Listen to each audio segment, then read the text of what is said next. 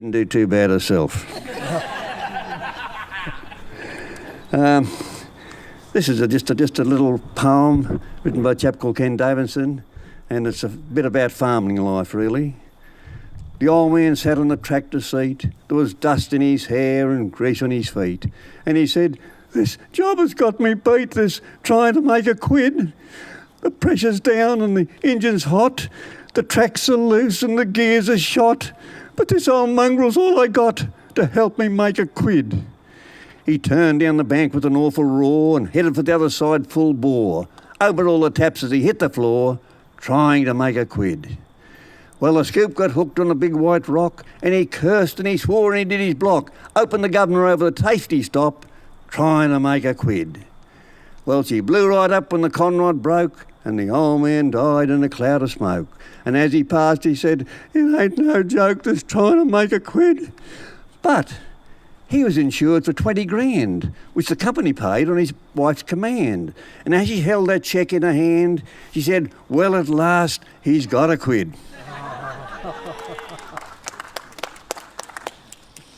You know, the chap took his wife to the doctor, and the doctor gave her a big examination, and he came back to the husband. He said, "Look," he said, "I'm very sorry," he said, "but I've got to put your wife in an institution." He said, "She's completely lost her mind." Well, you know, the husband said, "That doesn't surprise me. You know, she's been giving me a piece of it every day for the last 30 years. And then there was these golfers out playing golf, and there were two men playing golf, and there were two women up ahead. And they were going very slow, you know, they're yakketing a fair bit, and the one fellow said, he said, "I've better go up and see if those ladies will mind if we go past." So he got halfway up, turned around and come back. He said, "I can't," he said, "one's my wife and one's my mistress."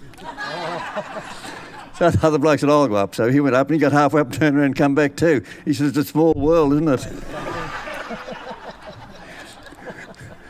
And the lady picked up her boy from school, and it was raining, and it's a seedy area, and all the prostitutes were under the veranda out of the rain.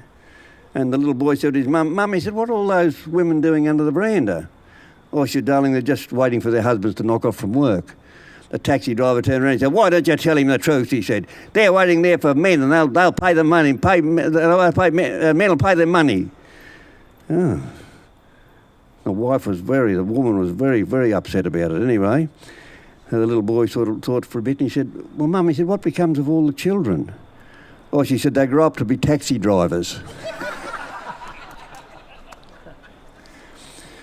And they're all the people in church, and they're all chatting away, you know, before the minister arrives, and all of a sudden there's a bolt of lightning, and the devil appeared at the head of the church. Well, they panicked and knocked each other over to get out of the church, and anyway, all except one bloke, he just sat there.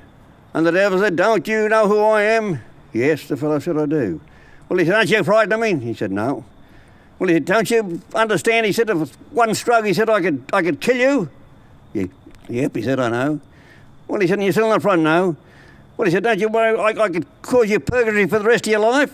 "Yep." "And he's still not frightened?" "No." "Well, why aren't you frightened?" Well, he said, "I've been married to your sister for 25 years.